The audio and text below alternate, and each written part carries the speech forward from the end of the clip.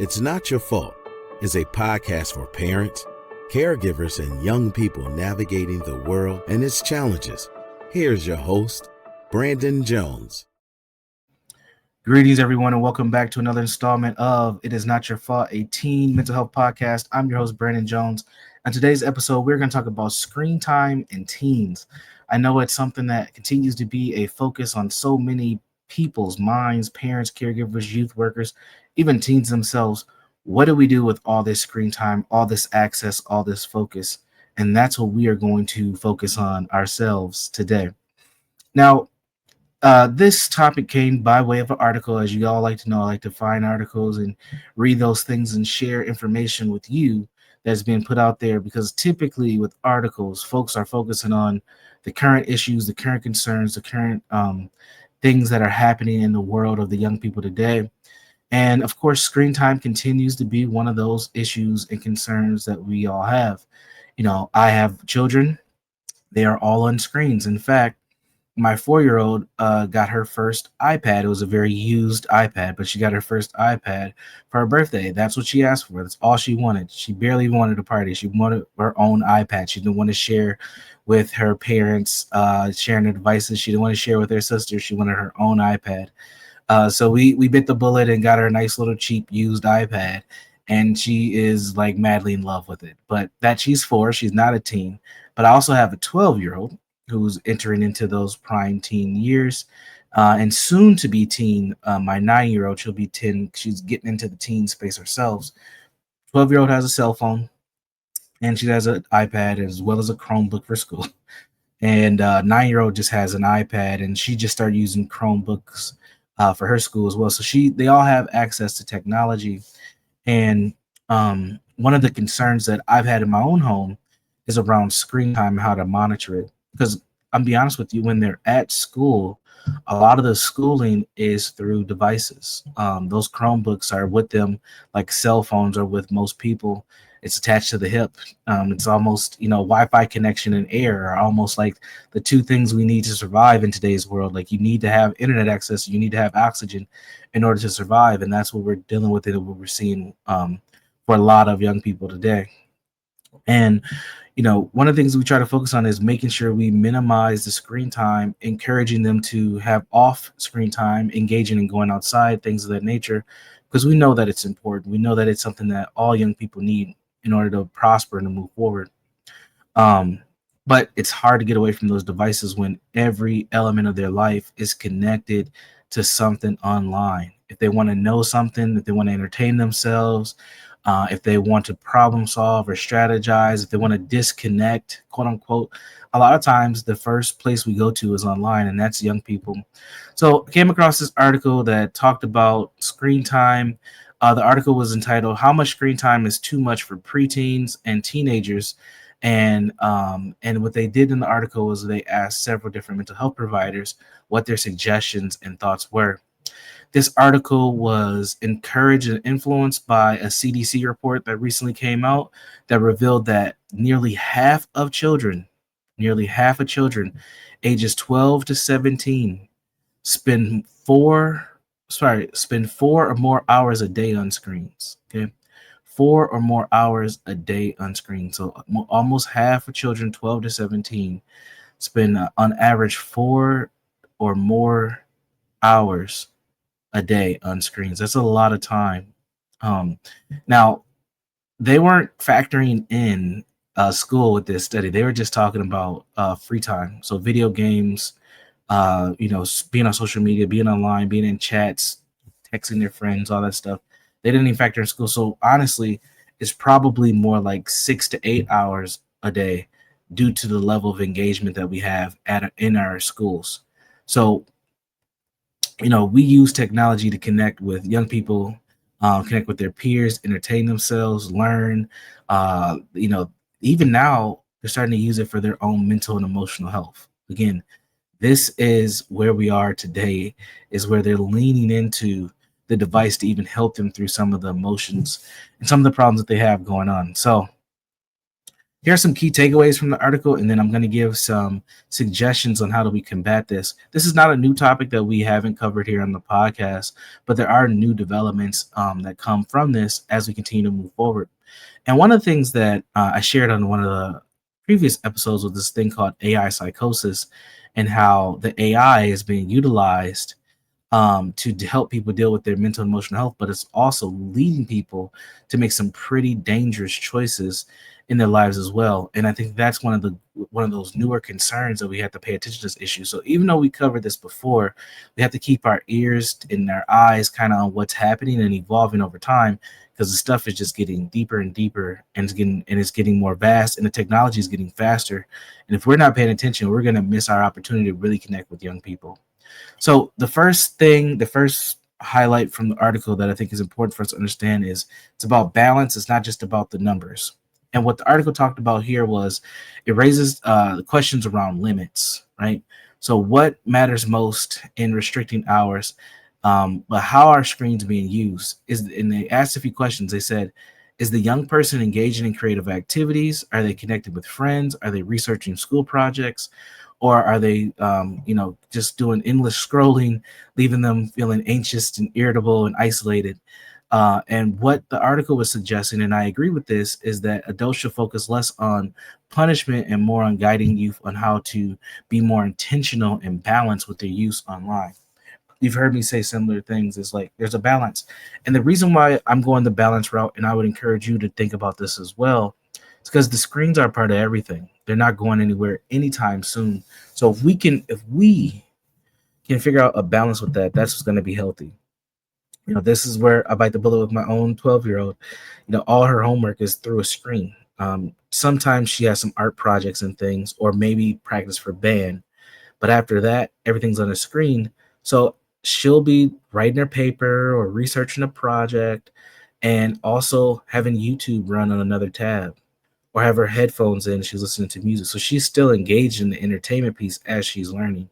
And I'm guilty of this myself. I'll listen to a podcast, or I'll watch a video, or listen to a stream while I'm working and doing things as well. So it's not uncommon, but it does still add up those hours of use. So we have to figure out what is our balance, and not just focus on a number. Yeah, 4 to 6 hours a day is a lot, but some of that may be tied in with other I can't even get the word out, productive things that the kids may be doing. And are those productive things given the results that you want to see as a parent and as the young person, as their efforts are allowing them to? And I think that that's something we have to kind of take a step back on and consider. How productive are young people being with the time that they're spending? So that's one thing. The next thing that the article pointed out that I think is really important is that screen habits reflect emotional needs.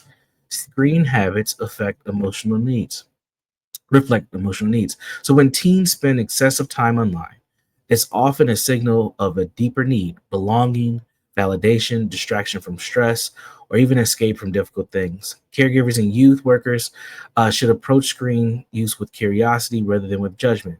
So one of the things that you can ask as you're connecting with the young people, if you want to know how is their screen time impacting their mental and emotional health, is asking them what need is being met here. This helps to build trust and open doors to healthier coping strategies. So when they're doing something, they're watching endless video, if they're streaming over and over, if they're playing video games or whatever, ask them what need is being filled here for you. Like, what is this doing for you? That's a question that I ask a lot to my kids. They probably hate it because I ask that question all the time. Like, what is this doing for you? Is this helping you? Is this hurting you? And it's just a way for them to reflect on what their actions are actually contributing to their mental and emotional health. Very important thing to do, and something that a lot of young people don't think about unless you kind of put it out there for them to consider. All right, the third finding from the article: caregivers and communities must model healthy behaviors. That's always my given thing. I know it's like my thing on the podcast. I always talk about modeling behaviors, setting up an environment where these things can happen. But that is important. Our kids watch us more than they listen to us.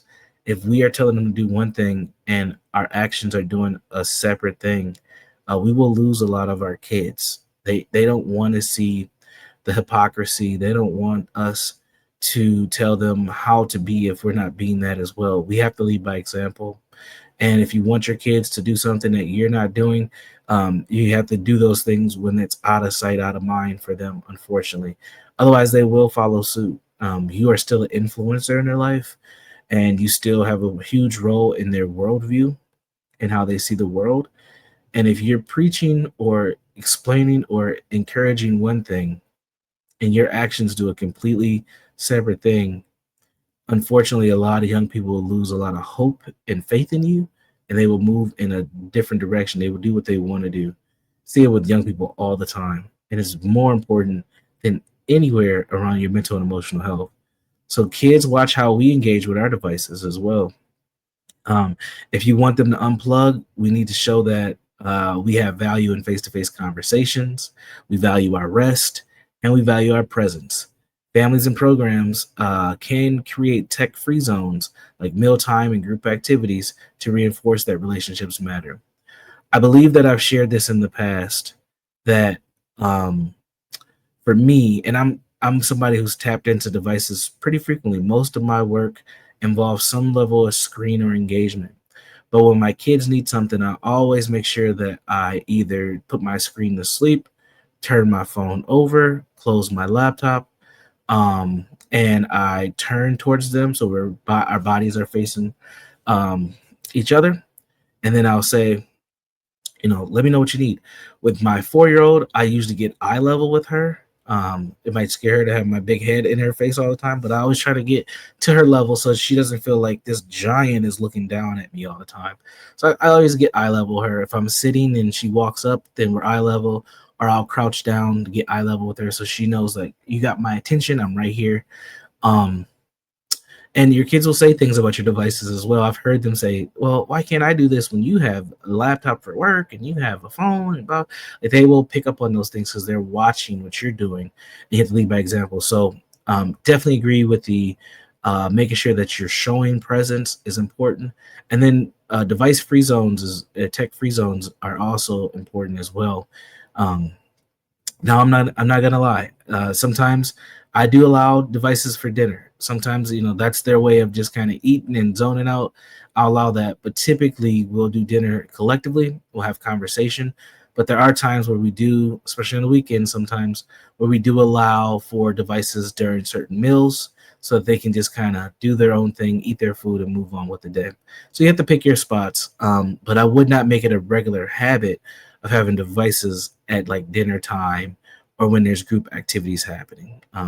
One of my rules as well, especially with my 12-year-old, is when we have family gatherings or people are over, that she can't just go disappear off into a room, because what happens is when she does that, she's just laying around in bed or on the floor on her phone when she has folks that are at her home that she needs to engage with. So always encouraging them to stay engaged as much as possible is another important thing to do when we're talking about modeling behaviors and encouraging them to do well. All right. So my last point. So those are the 3 big tips. I'm just going to run through those and I'll make my last point before we close out the podcast. It's all about balance. It's not just about the numbers. Yes, we know that kids are spending a lot of time on screens. Sometimes that's productive and sometimes it's not. So try to figure out what the balance is for your kid. If you worry about the numbers too much, if you're checking the screen time apps on the devices, you're going to drive yourself nuts, because unfortunately they need these screens more than anything. Pay attention to the screen habits and how they reflect the emotional needs. Why are your young people engaging in those screens? Try to figure that out. Try to help them figure that out if you can. And then lastly, as a caregiver or a parent or even someone who works with young people, try to model healthy boundaries and behaviors with devices. The kids are watching us. If we're not doing something and we're telling them to do it, chances are they're not going to listen to us. And we want to hold that value as best as we can. So I want to end with this point. The conversation about screen time is really a conversation about relationships, resiliency, and responsibility. That's what we've learned over these last few years. It's all about the relationship, the responsibility, and the resilience of the young people. By shifting from control to connection, it's going to give us our best opportunity at connecting with young people and helping them. Adults can support young people in building healthy habits around being just device free, or how to utilize those devices in ways that are not harmful for them. Make sure that we're focusing on growth when we're initiating contact with the young people. And then one last tip is just to be very clear for caregivers, parents, and youth workers, the invitation is clear. Let's focus on not the fear of the devices, but on equipping young people with the tools that they need to continue to thrive in this world where screens are not going away, like they're here. But we want to make sure that there's a balance between the screens and the human connection, because it's going to be essential for whatever we have coming up next. We're not quite robots just yet, but the level of device engagement that we have is pretty significant. All right, folks, that's going to do it for me today on the podcast. I've talked about this so much, but it really does get down back to that connection piece. We have to reconnect and figure out ways to continue to connect with our young people. This is the podcast. This is not your fault. This is not your fault. This is where society is. This is where we are with our children's development. I'm your host, Brandon Jones. There's 3 places I want to point you to get connected with us. To find more information like this and other podcast episodes and resources, go to Facebook. Type in It's Not Your Fault Podcast in the search bar. You can find us there. Go ahead and like the page. Get access to the information that you need in order to be the great parent, caregiver, or youth worker that you are. And then the other 2 places you can connect with us, my personal website. If you have questions for me, you can check me out at jegna.org. That's JEGNA.org. That's JEGNA.org. You check me out there. And if you like this podcast, there's a great chance that you're going to like other podcasts that we have here on the network. That network is ShalettaMakesMeLaugh.com. ShalettaMakesMeLaugh.com. Check us out there. There's me and a plethora of amazing podcasters right there that are willing to help and give you constructive information to help you navigate this interesting world that we live in. All right, folks, that's going to do it for me today.